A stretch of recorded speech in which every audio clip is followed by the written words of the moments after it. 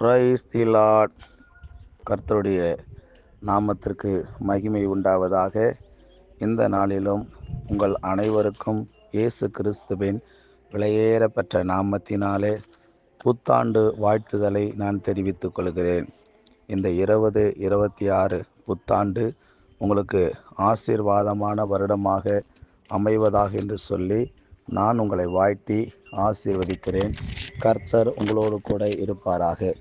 இந்த புதிய வருடத்தில் முதல் தேதியன்று தேவநாயக கர்த்தர் நமக்கு கொடுக்கிற ஒரு வாக்குத்தத்தம் வேதத்திலே சொல்லப்பட்டிருக்கிறது.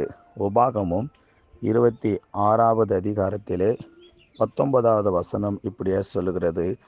நான் உண்டு பண்ணின எல்லா ஜாதிகளை பார்க்கிலும் புகழ்ச்சியிலும் கீர்த்தியிலும் மகிமையிலும் உங்களை சிறந்திருக்கும்படி செய்வேன் என்று நம் ஆண்டவராகிய இயேசு கிறிஸ்து நமக்கு வாக்கு பண்ணியிருக்கிறார்.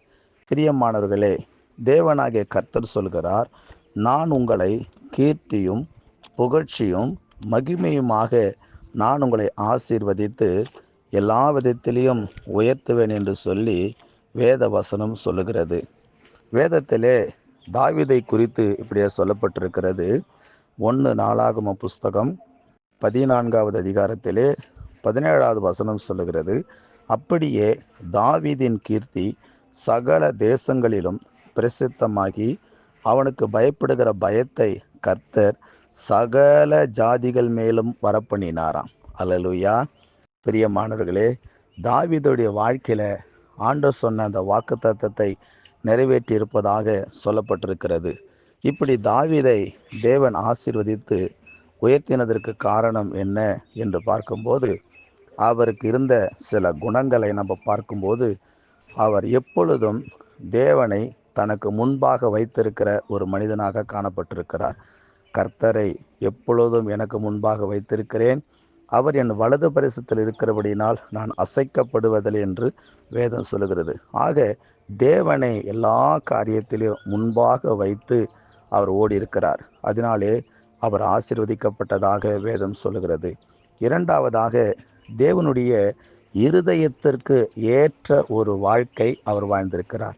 அது நிமித்தம் கர்த்தர் அவரை ஆசீர்வதிச்சிருக்கிறார். பிரியமானவர்களே, இன்னைக்கு நாம் நம்மை படைத்த ஆண்டவராகிய இயேசு கிறிஸ்துனுடைய இருதயத்திற்கு ஏற்ற ஒரு வாழ்க்கை வாழும்போது இயேசு கிறிஸ்து மனமுருகி நம்மளை ஆசீர்வதித்து அவர் மேன்மைப்படுத்துகிற தேவனாக இருக்கிறார் இயேசு கிறிஸ்து. மூன்றாவது, தகப்பனார் கொடுத்த அந்த கொஞ்ச ஆடுகளை பொறுப்பாக பராமரிக்கிற ஒரு மனிதனாக இருந்திருக்கிறார். இது நிமித்தம் கர்த்தர் தாவீதை புகழ்ச்சியும் கீர்த்தியும் ஆசீர்வாதமான மனிதனாக கர்த்தர் உயர்த்தியிருக்கிறார்.